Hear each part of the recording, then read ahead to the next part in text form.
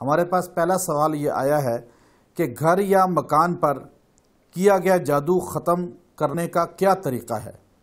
یہ سوال کرنے والے نے ہم سے سوال کیا ہے کہ اگر گھر پہ یا کسی بھی جگہ پہ جادو ہو تو کیا اسے ختم کیا جا سکتا ہے؟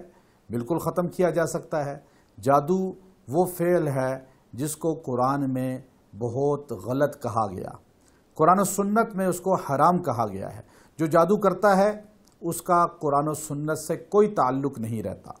نبی صلی اللہ علیہ وسلم نے اس سے بیزاری کا اظہار کیا ہے اور ساحر کو قتل کرنے کا حکم تک فرمایا، چونکہ ساحر جو ہے وہ